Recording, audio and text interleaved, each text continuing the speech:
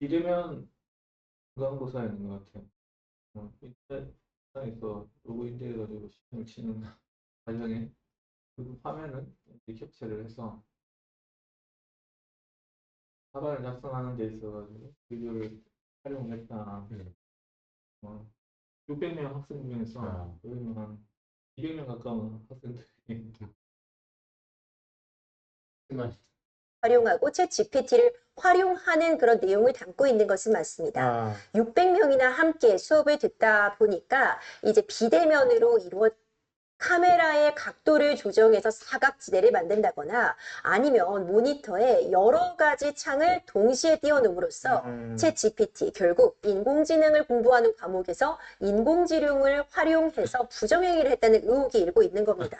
네. 지난달 이 재학생 인증 커뮤니티에 이제 투표가 올라왔는데 예. 우리 솔직히 얘기해보자. 챗 GPT를 활용해서 시험 보는 사람이 있는가라는 그런 설문에 190명 정도가 챗 GPT를 활용해서 부정행위를 통해 시험을 봤다 응답을 했는데 예. 거의 3분의 1의 육박하는 그런 수치였습니다. 예. 이제 관련해서 담당 교수도 만약 문제가 있다면 적발된 지금 보면 컴퓨터 시험, 그 자격증 시험이나 이런 것들이 지금 단계에서는 컴퓨터로 이렇게 원격으로 치는 경우도 있어요. 네. 어떻게 보면 지금 그런 것들을 활용해서 시험 치기 아주 좋은 시점이고, 앞으로는 컴퓨터 하는 시험, 뭐 CBT 시험이라고 그래야 되나, 그런 시험들이 없어질 수도 있을 것 같다. 아니면 이제 보안적으로 좀 강화돼가지고 진행이 될 수도 있을 것 같다. 그렇게 생각이 듭니다. 이게 하나의 또 챗GPT가 똑똑해지다 보니까 그걸 또 안 좋은 사례로 활용하는 사례도 방금 있는. 요번 이월드에서도 AI 많이 이용하더라고. 예, 그래갖고 AI 하지 말라고. 그 게임 하거나 이런 예. 것도 보면 도입을 하거나 이런 경우도 있어요. 예.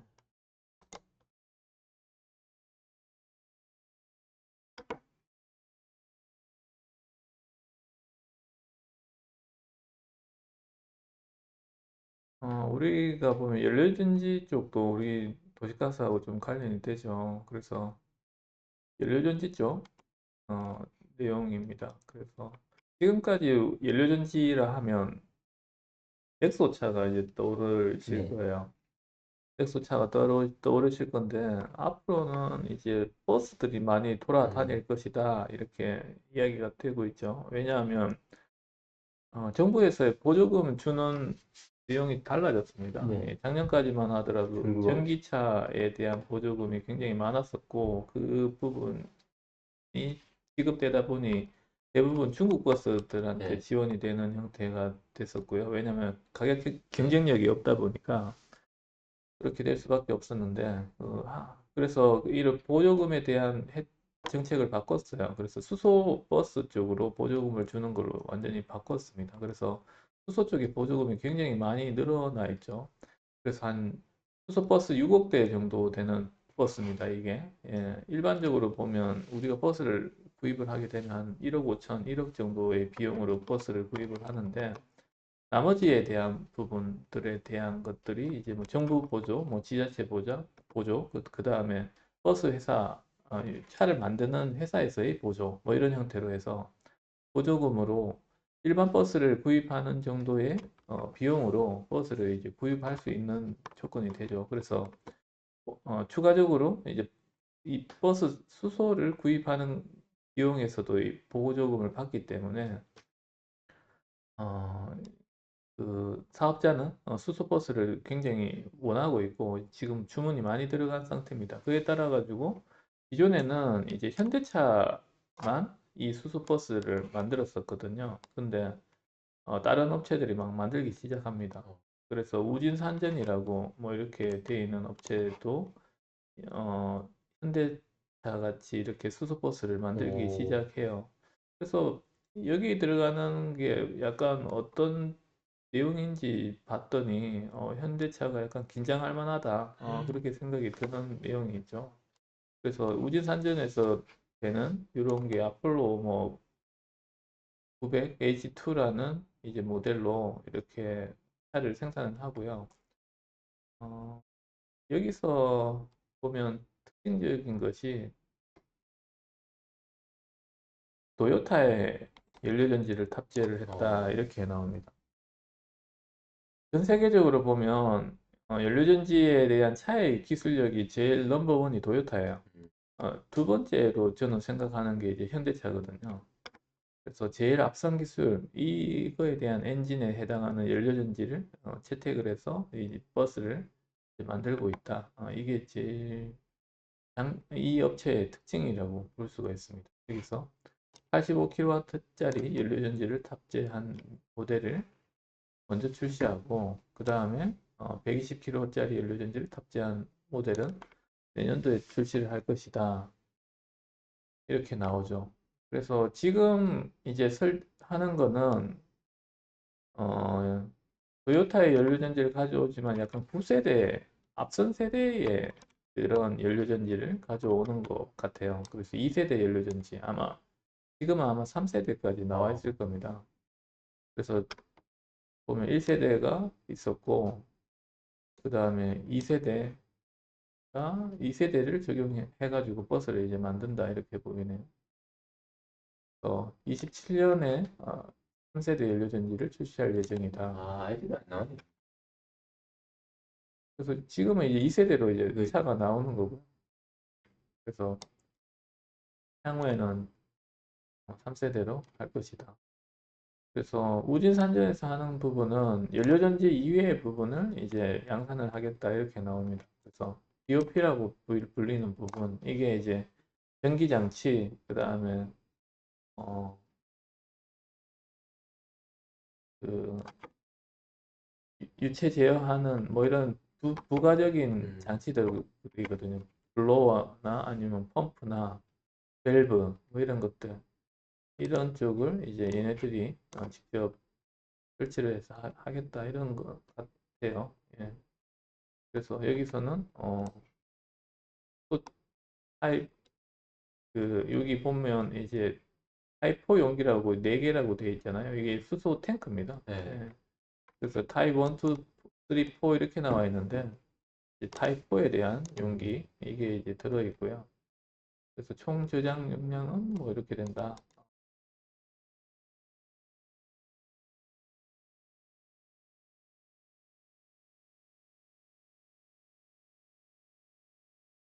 그래서 제가 개인적으로 봤을 때는 아직까지 완성도나 이런 것들은 조금 봐야 될 것 같다는 생각이 들고요. 이제 처음 이제 이런 시제품을 이제 만드는 상황이라 가지고 조금 이게 생각보다 기술적으로 힘듭니다.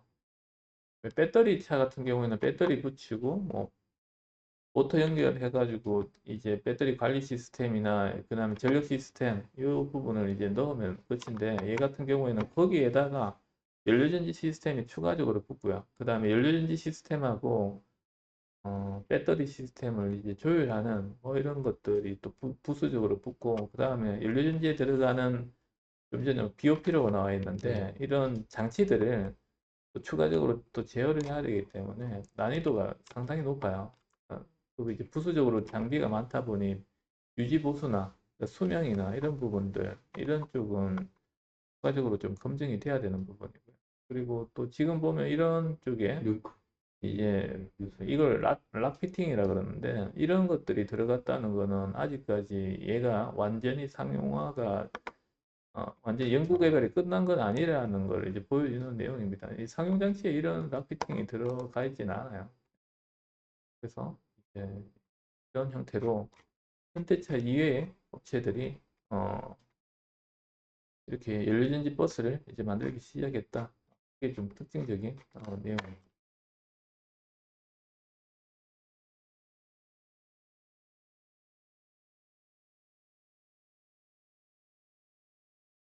또 연료전지하고 비슷한 부분이고요. 평택에 뭐 데이터 센터가 들어오는가 봐요. 근데 생뚱맞게 또 아모니아의 폭발 위험성, 이게 또 이슈가 되고 있네요.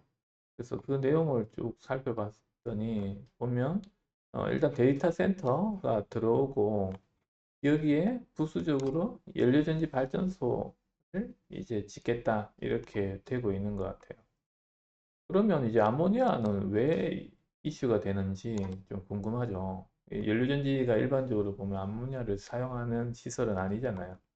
근데 여기서 보면 나와 있지는 않는데 수소 생산. 명확하게 나와 있지는 않는데 이 부분이 있습니다. 지금 보면 이제 암모니아가 수소로 변환되면서 이렇게 나와 있어요. 그러면 이거는 일반적인 수소 발전소가 아니라는 거죠. 그래서 암모니아를 연료원으로 사용하는 수소 발전소다 이렇게 볼 수가 있습니다. 그렇기 때문에 이제 이 암모니아가 문제로 이슈가 되는 거죠. 그래서 수소를 이송하는 방법이 일반적으로 보면 압축이 있고 액화가 있잖아요. 근데 그 두 방법 다 이제 그 상용화에는 좀 문제점이 있습니다. 왜냐하면 압축을 하게 되면 이제 압축하면서 에너지도 굉장히 많이 들고 그 다음에 이 압축되는 내용이 보통 한 700바 넘어가기 때문에 압력이 높기 때문에 이 관리상의 문제 그리고 항상 누출의 위험이 있고요. 그 다음에 수소 같은 경우에는 신기한 게 이게 누출이 되면요 다른 거하고 다르게 불이 나도 불을 확인할 수가 없어요. 색깔이 없습니다. 무색. 예, 무색이라서 불이 이제 붙었는지 안 붙었는지 이걸 육안으로 확인이 힘들어요. 그래서 보통 보면 이제 화형 감지 장치를 달아가지고 그걸로 이제 판단을 하고 이러거든요. 그래서 실제로 이제 수소 충전소에서 불이 나서 그게 눈에도 안 보이는 불을 났는지 어떻게 알았냐 작업자한테 이렇게 물어본 사람이 있다 그러는데 뜨거워서 알았다 이렇게 이야기했다더라고요. 그만큼 이제 수소에 대한 그 색깔이 없기 때문에 위험한 부분이 있다. 예전에 이제 평창 올림픽 때 성화를 이제 보통 LPG를 써가지고 성화를 이제 점화를 시켜서 이제 올림픽 기간 동안에 점화를 시켜 놓는데 그때 보면 평창이 한참 이제 수소가 뜨는 시점이라 가지고 그 성화를 수소로 이제 불을 붙이자 이런 이야기가 나왔었어요. 근데 결국엔 안 됐죠. 안 된 이유가 뭐냐면 불. 성화가 뭐 보여야지. 스스로 떼버리면 안 불이 보여. 붙었는지 안 붙었는지 확인이 안 되니까 이 성화의 의미가 없는 거예요. 그래서 그 수소로 성화하는 거는 포기하자 그렇게 이야기를 했다더라고요. 그런 사례가 있습니다. 일단 수소가 불이 붙으면 눈에는 안 보인다. 그게 있고요. 또 수소 같은 경우에는 점화 에너지가 굉장히 적어요. 그래서 보통 0.018mJ 정도 되는데 그 정도의 에너지가 뭐냐면 그 손뼉 치는 정도의 에너지 정도로 불이 붙는다 이렇게 보면 됩니다. 그래서 수소가 이제 누출이 되면 우리가 그걸 이제 잠그거나 이런 작업을 하러 갈 때 불이 붙을 확률이 굉장히 높아요. 거의 뭐 불이 붙는다 생각하고 이제 그 작업을 해야 됩니다. 예를 들어서 원기 스패너로 조이는 동작 이런 것들을 하면서 금속 간의 마찰에 의해서 정전기가 튈 수 있는 그 정도의 양으로도 이제 발화가 가능하다 이렇게 생각을 해야 되고요. 그래서 일단 수소에 대한 부분은 그렇습니다. 그래서 이제 여기서는 특징적인 것이 이제 이 암모니아를 사용하는 거죠. 그래서 암모니아를 왜 사용하냐? 수소가 가지고 있는 이제 높은 압력, 그다음에 액화를 시키더라도 이제 문제점이 있잖아요. 이런 부분을 커버하기 위해서 암모니아라는 액체 상태로 이제 변화를 시켜서 사용하는 거죠. 우리가 에너지를 사용하는 데 있어서 이제 쉽게 사용할 수 있는 부분이 액체 상태일 때 사용하기 굉장히 쉬워요. 휘발유, 뭐 경유 이런 형태. 이송도 쉽고 들고 다니기도 쉽고 뭐 이런 거잖아요. 석탄, 금속 고체로 되는 이런 형태로는 사용하기가 조금 힘든 부분이 있습니다. 예, 오히려 액체가 굉장히 이송하기도 쉽고 다루기가 굉장히 쉽죠. 그래서 수소를 약간 액화시켜서 할 수 있는 방법 중에 하나가 이제 암모니아의 방법이죠. 그래서 여기서 보면 질소에다가 이제 H가 3개 붙어가지고 액화 상태로 되어 있는 부분이고 그래서 이거를 이제 수소 형태로 사용할 수 있는데 문제는 이제 이게 암모니아 자체가 독성가스입니다. 그래서 이제 이런 것들을 이제 공업용으로 사용하기는 크게 문제가 없어요. 그래서 지금 냉동기나 이런 쪽에서는 암모니아를 실질적으로 그 사용을 하고 있거든요. 근데 이게 누출됐을 때, 그러니까 우리 주변에서 사용될 때는 이게 조금 문제가 있을 수도 있다 이렇게 설명을 합니다. 근데 아모니아를 직접적으로 다루는 사람들은 그렇게 위험성을 잘 모르더라고. 예. 그 울산에 우리 한국에서 아모니아 제일 많이 다루는 데가 롯데 정밀화학이거든요. 거기가 우리 한국에서 거의 한 60%의 아모니아를 다뤄요. 음. 아모니아를 생산은 한국에서 안 합니다. 왜냐하면 별로 돈이 안 돼서. 그래서 중국. 과거에는 좀 사오기도 했었는데 지금은 중국이나 이런 쪽에서 전부 전량 수입을 하죠. 기억나시는지 모르겠지만 한 3, 4년 전에 요소수 사태가 한 번 예, 있었잖아요. 예. 그때 이제 요소수에 대한 문제가 터지면서 결국에는 이제 수입에 의존하다 보니까 그런 게 발생을 했었던 거죠. 국내 자체. 예.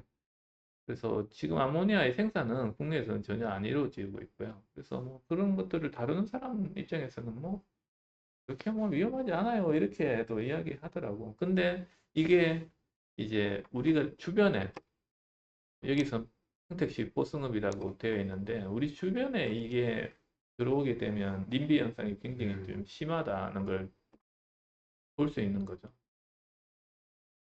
그래서 이 내용은 보면 여러 가지가 좀 엮여 있습니다. 데이터 센터에 대한 이야기가 있고, 그 다음에 수소 연료전지에 대한 이야기가 있고요. 그 다음에 굉장히 특이하게 연료원이 이제 아모니아로 되어 있는 부분이 있다. 그래서 이제 이 내용을 알면 이제 이 제목에 대해서 좀 이해가 되죠.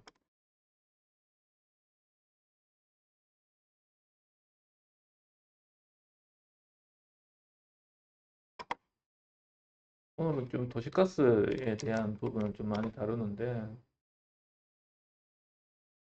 힙펌프 보급 지원 법제화. 예. 이거 보는 순간, 아, 도시가스 이제 팔기 힘들겠네 생각이 이제 많이 드실 겁니다. 어. 여기서 보면 이제 힙펌프라는 게 보면 에어컨이죠. 예. 에어컨인데 여기서의 힙펌프는 열원으로 사용하는 힙펌프에 대한 이야기죠. 그래서 히터로. 지금의 가스 보일러를 대체하겠다는 이야기입니다.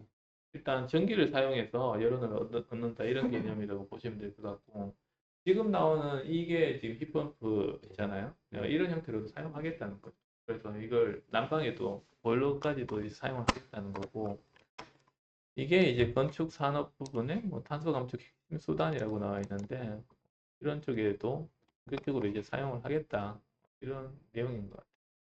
그래서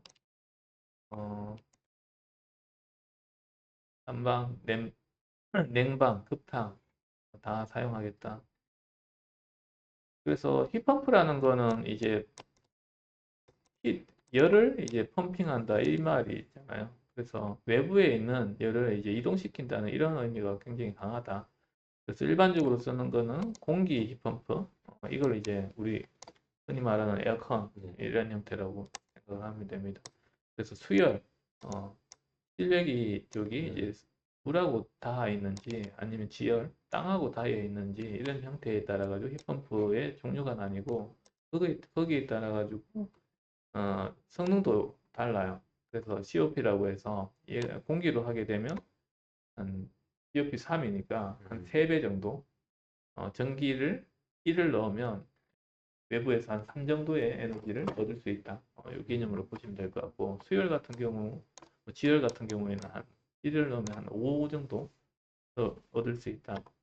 여기서 보면 3에서 5배 높은 에너지 나와 있는 게 그 의미가 되는 거죠.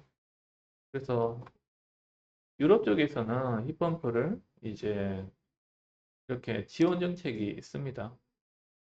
그래서 이런 것들을 좀 따라가자는 입장이죠. 그래서 힙펌프가 친환경 에너지 탄소 중립의 핵심 기술이다. 본격적으로 제도를 구축하겠다. 이렇게 해서 지금 지원 법제화가 진행이 되고 있다. 이 말입니다. 그래서 힙펌프에 대한 부분도 공부할 게 굉장히 많아요. 그래서 저는 이 부분에 대해서 조금 보고 있는데 제일 최근에 보면 이제 우리 대구 지역에 아, 아진 PMP라고 해서 저번에 제지업체 이쪽에서도 본격적으로 LG하고 히펌프 쪽에 연구를 해서 얘네들이 도시가스를 쓰던 부분 이런 부분들을 펌프로 이제 대체하는 이런 연구를 또 시작하게 됐었고요.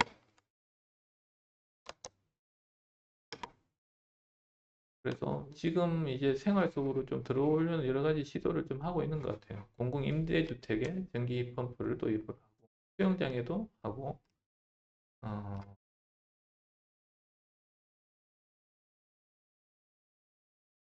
근데 이제 반대 입장도 있습니다. 예. 그래서 신재생 에너지 자체, 전기 자체가 신재생으로 만들어야지만은 청정이라는 걸 얻을 수가 있는 거죠. 그래서 화석 연료를 만들어 그걸 이제 못 얻는데 이거를 그냥 신재생으로 인정하기는 좀 힘들다. 그래서 이런 쪽에서 반대 여론도 좀 있습니다. 일단 도시가스 입장에서도 이제 반대를 하고 있는 입장이고요.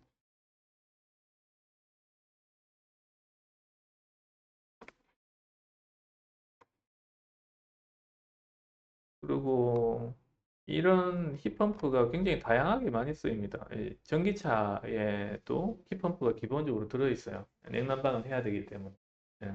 그래서 일론 머스크도 이런 힙펌프의 개발에 대해서도 굉장히 좀 호의적이었고, 테슬라 일론 머스크는 히트펌프가 전기차 외 가정에서의 에너지 효율성을 크게 향상시킬 수 있는 잠재력을 강조했는데요. 히트펌프를 테슬라 자사의 차량 및 에너지 제품에 통합하여 에너지 절감 효과를 증대하고 있으며 마스터 플랜 3에서는 지속 가능한 에너지로의 전환을 위해 가정용 히트펌프의 중요성을 강조하기도 했죠. 테슬라는 고효율 히트펌프 시스템을 통해 에너지 소비를 최소화하고 자사의 솔라 투 및 에너지 저장 시스템과 통합하여 자급자족형 에너지 솔루션을 제공하려고 하는데요. 우리나라에서는 다소 생경한 느낌의 이 히트펌프라는 방식 때문에 미래를 살리기 위한 기술로서 해외 기업은 물론 국내 보일러 기업까지 주목을 받고 있죠. 어리백과 탄소 중립이 강조되는 시기에 AI가 끼어들어지며 전력 소모와 열 관리에 힙펌프가 또 AI하고도 관련이 있어요. 이 AI 그 데이터 센터의 냉각에 보면 적용되는 게 힙펌프잖아요. 대한 시급한 대책이 필요한 지금 오늘은 반드시 가야 할 길이라 평가받고 있는 히트펌프에 대해 이야기해 보겠습니다. 위의 다양한 기술 가스 정책이 첫 번째 이유이죠. 유럽연합은 천연가스 의존도를 낮추기 위해 탈가스 정책을 추진하고 있으며 히트펌프는 이러한 정책의 핵심 기술로 주목받고 있는데요. 2022년 유럽 히트펌프 판매량은 전년 대비 약 40% 증가했을 정도죠. 두 번째 이유는 미국의 노후화된 인프라를 교체할 사이클과 딱 맞게 히트펌프라는 대안이 등장한 것이죠. 일단 미국 같은 경우에는 이제 전기를 히터로 썼는데 약간 무식하게 썼었어요. 그냥 전기를 그냥 다 태워버리는 일반적인 열을 이렇게 쓰는 방식을 했는데 힙펌프로 쓰면 그 COP가 3이니까 한 3분의 1로 전력 사용에 주는 거예요. 그런 차원에서 미국은 접근했던 거예요. 2020년 조사에 따르면 미국 공립학교의 41%가 시급 줄줄 새며 난처해하고 있는 상황인데요. 이에 따라 인프라 교체를 위해 대규모 투자를 계획하고 있죠. 여기에 더해 미국의 인플레이션 그래서 힙펌프를 쓰게 되면 전력 사용량이 그만큼 주니까 미국의 노후화된 인프라를 교체를 안 해도 되니 그런 사회적인 비용도 적게 든다. 이런 내용. 감축법 IRA, 반도체 지원법, 펌프 설치 시 전력 수요는 에너지 효율이 높은 히트펌프의 도입을 더욱 촉진하고 있는데요. AI 데이터 센터의 냉각에 히트펌프 기술이 활용되어 전력 소비를 줄이는 데 중요한 역할을 하고 있습니다. 그럼 대체 이 히트펌프 반대로 실내의 열을 외부로 내보내 냉방을 수행하는 기기입니다. 기존의 보일러나 에어컨 대비 에너지 효율이 높아 에너지 절감 효과가 크죠. 기본적으로 히트펌프는 냉매라는 액체를 이용해 열을 이동시키는 기기입니다. 오늘 여기까지 보겠습니다.